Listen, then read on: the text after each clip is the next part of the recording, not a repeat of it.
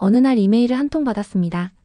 전쟁으로 약혼자를 잃은 사랑스러운 딸이 갑자기 한국으로 간다는 소식이었습니다. 그 이후 한국에서의 어떤 사건으로 인해 딸은 영영 돌아오지 않겠다는 충격적인 소식을 전했고, 주인공은 바로 한국으로 날아갔습니다. 도대체 한국에서는 어떤 일이 있었던 것일까요? 이야기 바로 시작해 보겠습니다. 저는 제 딸이 한국으로 이사할 거라고 생각해 본 적이 없었어요. 그런 생각만 해도 걱정으로 속이 뒤틀렸어요. 제 이름은 올리비아 윌슨 교수이고 캐나다 토론토 대학교에서 국제문학을 가르치고 있어요. 저는 항상 제가 열린 마음을 가지고 있고 잘 알고 있다고 생각했어요. 그래서 이 이야기를 하는 것이 너무 창피해요. 아시다시피 저는 한나라 전체에 대해 완전히 잘못 알고 있었어요. 모든 것은 얼어붙는 1월의 아침에 시작되었어요. 눈이 제 사무실 창문에 쌓여있는 동안 저는 뜨거운 커피를 마시며 이메일을 확인하고 있었어요. 모든 것을 바꿔놓을 제 딸 한나의 메시지였어요. 엄마, 저 한국의 기술회사에서 일자리 제안을 받았어요. 받아들일 것 같아요. 저는 거의 키보드에 커피를 쏟을 뻔했어요. 한국? 저는 빈 사무실에 대고 큰 소리로 말했어요. 왜 그곳에 가고 싶은 거지? 저는 실제로 가본 적은 없지만 한국에 대해 매우 강한 생각을 가지고 있었어요. 제 생각에는 그곳은 영어를 하는 사람이 적은 작고 후진 나라였어요. 저는 여성들이 밤에 혼자 걷기에 위험하다고 생각했어요. 저는 붐비는 거리, 혼란스러운 표지판, 이해하기 불가능한 관습을 상상했어요. 한나는 일주일도 못 버틸 거야. 저는 고개를 저으며 중얼거렸어요. 지난해는 우리 둘 다에게 믿을 수 없을 만큼 힘든 시간이었어요. 한나의 약혼자 마이클은 우크라이나 전쟁 중에 도움을 주기 위해 자원했어요. 그는 민간인들에게 의료용품을 제공하기로 되어 있었지만 예상치 못한 전투에 휘말렸어요. 우리는 비오는 화요일에 끔찍한 소식을 받았어요. 마이클이 돌아오지 않는다는 것이었어요. 그 후 한나는 제 눈앞에서 점점 사라져가는 것 같았어요. 그녀의 미소가 사라졌어요. 그녀는 친구들, 일, 모든 것에 관심을 잃었어요. 엄마로서 그녀가 고통받는 것을 보고 그것을 고칠 수 없다는 것이 제 마음을 아프게 했어요. 그녀는 유령처럼 삶을 살아갔고 결코 완전히 현재에 있지 않았어요. 그리고 갑자기 한국으로 이사한다니. 저는 이해할 수 없었어요. 저는 즉시 그녀에게 전화했어요. 한나, 너 정말 잘 생각해봤니? 너는 한국어를 하지 못해. 어떻게 음식도 주문할 거니? 안전은? 나는? 엄마, 한나의 목소리는 몇 달 동안 들었던 것보다 더 생기가 넘쳤어요. 그 회사는 국제팀이 있어요. 저는 영어로 일할 거예요. 그리고 아마도 저는 완전히 새로운 시작이 필요해요. 기억이 없는 곳에서요. 저는 마이클을 잃은 이후로 그녀의 목소리에서 듣지 못했던 것을 들었어요. 희망이요. 결심의 작은 불꽃이었어요. 그날 밤 저는 잠을 잘 수 없었어요. 자정쯤 저는 일어나 노트북을 열었어요. 제 손가락은 키보드 위에서 머뭇거리다가 이렇게 입력했어요. 현대 한국에 대한 사실들. 제가 발견한 것은 저를 충격에 빠뜨렸어요. 한국은 세계에서 가장 빠른 인터넷을 가지고 있었어요. 사람들은 휴대폰을 통해 모든 정부 서류 작업을 할 수 있었어요. 범죄율은 믿을 수 없을 정도로 낮았어요. 여성들은 밤에 혼자 안전하게 걸을 수 있었어요. 삼성과 현대 같은 글로벌 기업들이 한국 기업이었어요. 교육 시스템은 세계적으로 최고 중 하나로 평가되었어요. 이게 맞을 리가 없어. 저는 더 많은 정보를 찾으며 속삭였어요. 하지만 모든 기사, 모든 비디오는 제게 같은 것을 보여주었어요. 제가 상상했던 것과는 전혀 다른 현대적이고 하이테크적이며 안전한 나라였어요. 다음 날 아침 한나가 다시 전화했어요. 저 일자리 수락했어요, 엄마. 다음 달에 이사 가요. 저는 깊은 숨을 들이쉬었어요.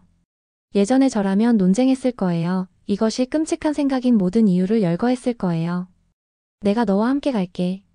그냥 첫 주만 네가 정착하는 것을 도와주려고. 잠시 침묵이 흐르고 나서 한나의 놀란 목소리가 들렸어요. 정말요? 그렇게 해주실 거예요? 물론이지. 저는 두려움과 호기심이 섞인 마음으로 심장이 뛰며 말했어요. 그게 엄마가 하는 일이잖아. 제가 그녀에게 말하지 않은 것은 저도 이 나라를 직접 볼 필요가 있다는 것이었어요. 정말로 제가 수년 동안 한 장소에 대해 그렇게 잘못 알고 있었을까요? 제가 그렇게 편협했을까요? 이 여행이 한나의 삶을 바꿀 뿐만 아니라 제 삶도 완전히 변화시킬 것이라는 것은 그때는 알지 못했어요. 우리 비행기가 인천국제공항에 착륙하기 시작하면서 제 손은 땀에 젖었어요. 한나는 제 옆에 앉아 한국어 회화책을 들춰보고 있었어요. 그녀는 신나 보였어요. 이제 곧 착륙해요. 엄마. 한나가 제 손을 꼭 쥐며 말했어요. 비행기는 부드럽게 착륙했어요. 작은 창문을 통해 저는 거대하고 현대적인 공항을 볼 수 있었어요. 이것이 제 첫 번째 놀라움이었어요. 저는 작고 구식인 무언가를 예상했어요. 와우, 저도 모르게 속삭였어요. 비행기에서 내리자 시원한 에어컨 바람이 우리를 맞이했어요. 터미널이 우리 앞에 펼쳐졌어요. 거대하고 깨끗하며 높은 천장과 반짝이는 바닥을 갖춘 곳이었어요. 디지털 표지판은 한국어, 영어, 중국어, 일본어로 번갈아 표시됐어요. 이곳은 내가 예상했던 것과 전혀 달라요. 우리가 입국심사 표지판을 따라가면서 저는 인정했어요. 입국심사 직원은 완벽한 영어로 우리를 맞이했어요. 그는 우리 여권을 빠르고 효율적으로 처리했고 우리를 한국에 환영하면서 미소까지 지었어요. 저는 긴 대기 시간과 혼란을 예상했어요. 대신 우리는 몇 분 안에 통과했어요. 이제 서울로 가는 기차를 찾아야 해요. 한나가 핸드폰을 확인하며 말했어요. 회사에서 지시사항을 보내줬어요. 정말 쉬울 거예요. 쉽다고요? 이 여행에서 쉬운 것은 아무것도 없을 거라고 생각했는데. 하지만 우리가 공항 열차로 가는 명확하게 표시된 표지판을 따라가면서 저는 점점 커지는 놀라움으로 모든 것이 정말로 쉽게 찾을 수 있다는 것을 깨달았어요. 열차 자체도 또 다른 충격이었어요. 티 하나 없이 깨끗하고 편안한 좌석과 큰 창문이 있었어요. 전자 게시판은 우리가 각 정류장에 도착할 정확한 시간을 분 단위로 보여주었어요. 토론토에서는 기차가 종종 지연되고 더럽고 사람이 너무 많았어요. 열차는 정확히 2분 후에 출발합니다. 유쾌한 목소리가 한국어, 그 다음 영어, 그 다음 중국어로 안내했어요. 그리고 정확히 2분 후 문은 부드럽게 닫히고 우리는 공항에서 미끄러지듯 출발했어요. 창문을 통해 저는 한국의 풍경이 지나가는 것을 보았어요. 깔끔한 아파트 건물들이 하늘로 솟아올랐어요. 거리는 깨끗해 보였고 쓰레기는 어디에도 없었어요. 자동차들은 질서 있게 줄지어 움직였어요. 한나, 저는 조용히 말했어요. 내가 이곳에 대해 잘못 알고 있었던 것 같아. 제 딸은 그저 미소 지었어요. 서울을 보시면 더 놀라실 거예요, 엄마.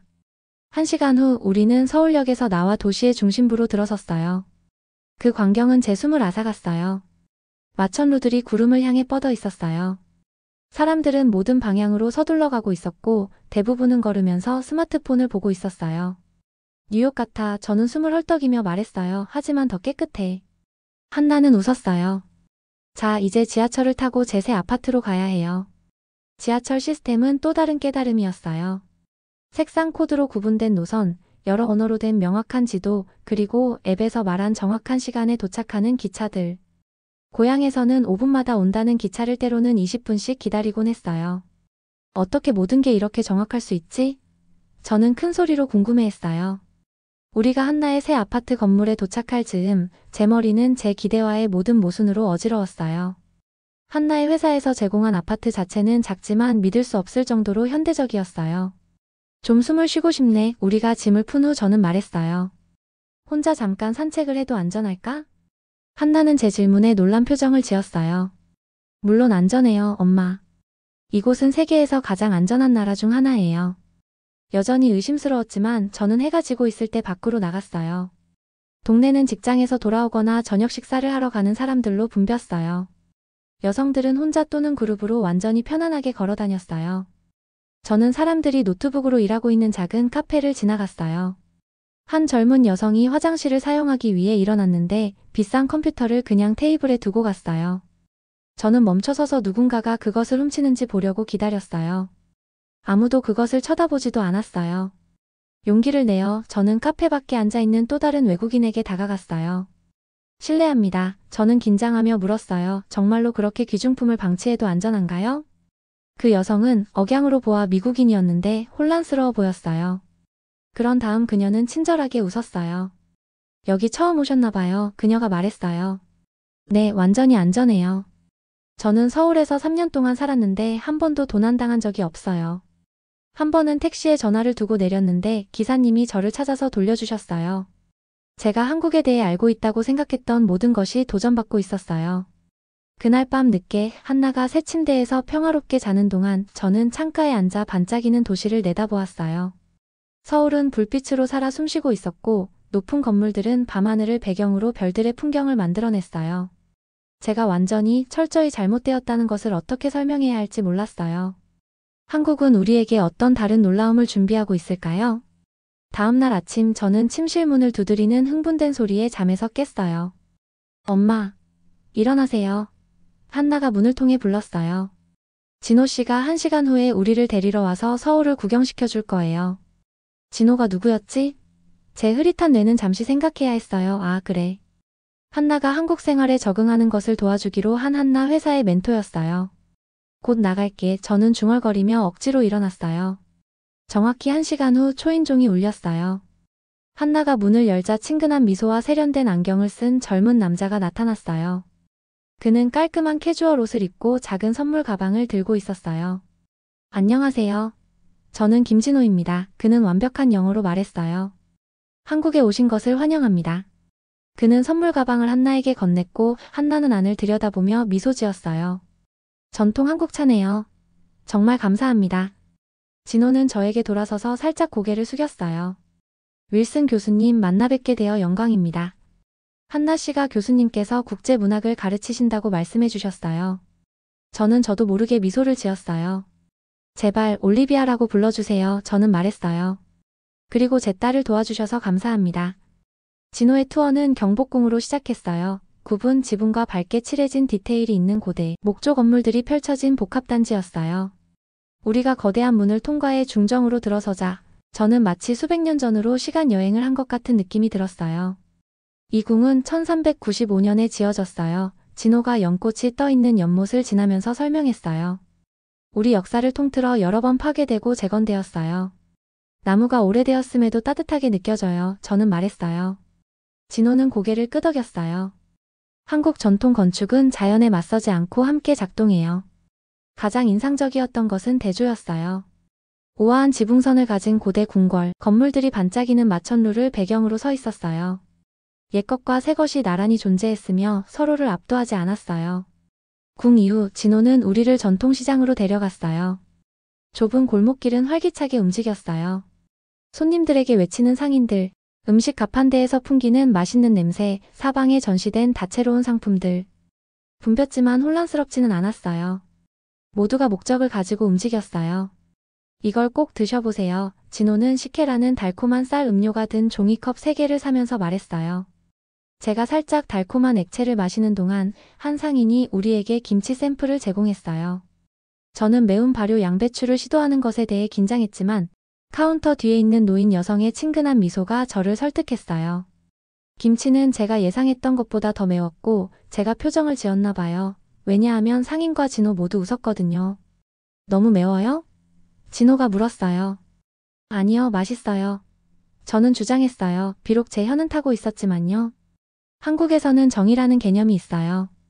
정확히 번역하기는 어렵지만 그것은 타인에 대한 일종의 깊은 연결과 돌봄을 의미해요. 우리는 서로 돕는 것을 믿어요. 개인보다 공동체가 더 중요해요. 점심 식사 후 진호는 우리에게 한국에서의 일상생활이 어떻게 돌아가는지 보여주었어요. 한나는 버스, 지하철, 심지어 택시에서도 작동하는 새로운 교통카드를 시연했어요. 우리는 그녀가 몇 초 만에 휴대폰으로 은행 업무를 보는 것을 지켜보았어요. 캐나다에서는 이런 일들이 몇 시간이 걸리고 많은 서류 작업이 필요할 거예요. 저는 인정했어요. 한국은 빨리빨리 문화예요. 진호가 설명했어요. 빨리는 빠르게를 의미해요.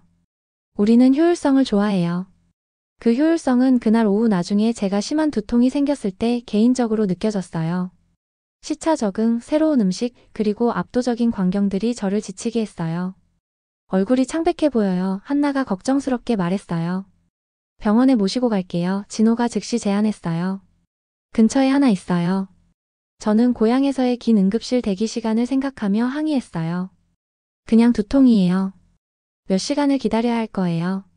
진호는 고개를 저었어요. 한국에서는 그렇지 않아요. 그는 맞았어요. 병원은 현대적이고 깨끗했어요.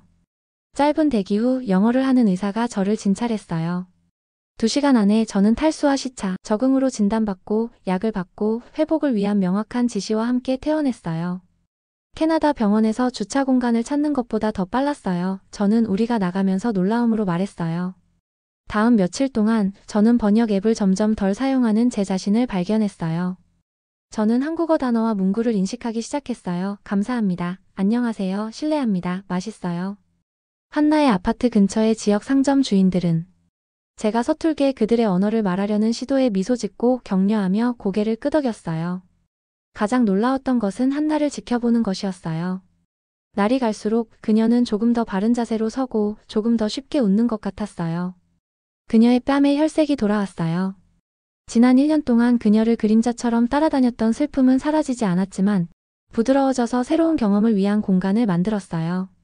어느 저녁 저는 한나가 진호와 화상 채팅을 하는 것을 발견했어요. 그들은 서울 외곽의 전통마을로 주말 여행을 계획하고 있었어요.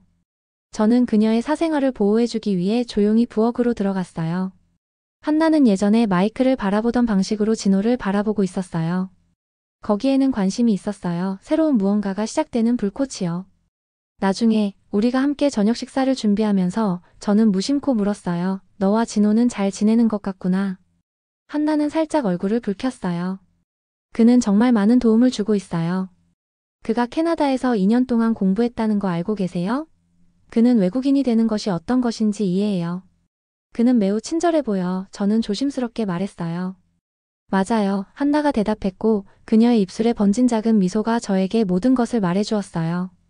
그날 밤 창문에서 반짝이는 서울의 스카이라인을 바라보며 저는 한국이 제가 결코 할 수 없었던 방식으로 제 딸을 치유하고 있다는 것을 깨달았어요. 고통스러운 기억으로부터의 거리, 새로운 경험의 흥분, 진호와 같은 사람들이 친절함이 한나를 다시 삶으로 불러들이고 있었어요. 그리고 놀랍게도 한국은 저도 변화시키고 있었어요. 제 편협한 관점들은 새로운 발견과 함께 무너지고 있었어요. 저는 제가 세상을 이해하고 있다고 너무나 확신했지만 제가 무시했던 이 작은 나라는 저에게 제가 아직 배울 것이 얼마나 많은지 가르치고 있었어요. 캐나다로 돌아갔다가 5개월 만에 온 한국, 특히 오늘 밤은 특별했어요. 진호의 부모님이 그들의 전통 한국 가정에서 저녁 식사에 우리를 초대하셨어요. 그리고 지난 몇 달 동안의 한나의 화상 통화에 따르면 축하할 더 큰 소식이 있을 수도 있었어요. 한나는 그녀의 아파트에서 저를 꽉 껴안으며 맞이했어요. 그녀는 변화해 보였어요. 자신감 있고 빛나며 제가 수년간 보지 못했던 방식으로 행복해 보였어요. 엄마, 너무 보고 싶었어요. 그녀가 저를 보기 위해 물러서며 외쳤어요. 비행은 어땠어요? 너를 만날 기대감에 너무 좋았어. 저는 웃었어요. 그리고 표지판의 일부를 읽을 수 있을 때도. 네, 저는 토론토에서 한국어 수업을 듣고 있었어요. 그냥 기본 문구만이었지만 한나를 놀라게 하기에 충분했어요. 안녕하세요. 저는 조심스럽게 말했어요. 한나의 눈이 커졌어요. 엄마, 한국어를 배우고 계셨어요? 한국어를 배울 아주 좋은 이유가 있잖아. 그렇지? 우리 둘 다 제가 무슨 뜻인지 알았어요. 지난 몇 달 동안 한나와 진호는 더 가까워졌어요. 한국 마을로의 주말 여행은 저녁 데이트로 변했어요. 그들의 업무 관계는 훨씬 더 깊은 무언가로 꽃피었어요. 오늘 밤에 대해 긴장되세요? 한나가 우리가 저녁 식사를 준비하면서 물었어요. 저는 거울 앞에서 목걸이를 조정했어요. 조금. 진호의 부모님을 만나는 것은 큰 단계예요.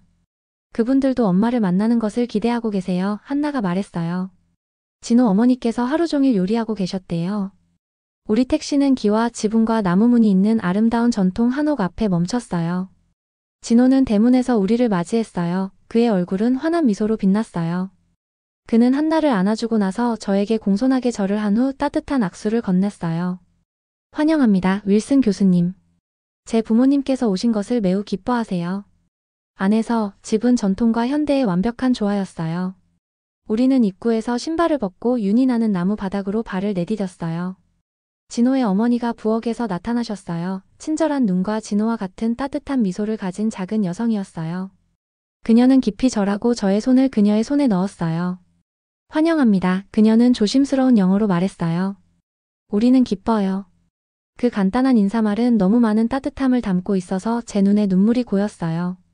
진호는 그의 어머니가 자랑스럽게 그들의 집을 보여주시며 가족 사진과 소중한 물건들을 가리키실 때 통역해 주었어요.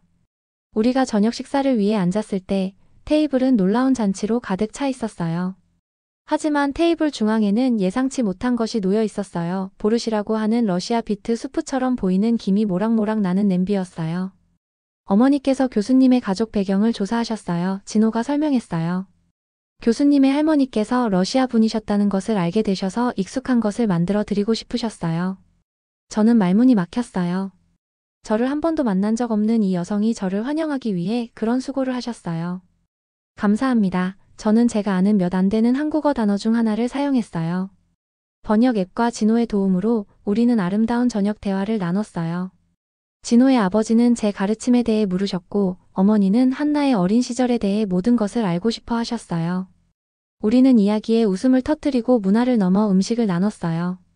언어 장벽은 인간적 유대의 따뜻함 속에서 녹아내렸어요. 저녁 식사 후 진호는 우리를 정원으로 안내했어요. 한나와 진호는 중요한 일이 일어날 것임을 알려주는 눈빛을 교환했어요. 진호는 한나의 손을 잡고 저를 바라보았어요. 윌슨 교수님, 한국 전통에서는 제가 먼저 허락을 구해야 해요. 그는 깊은 숨을 들이쉬었어요.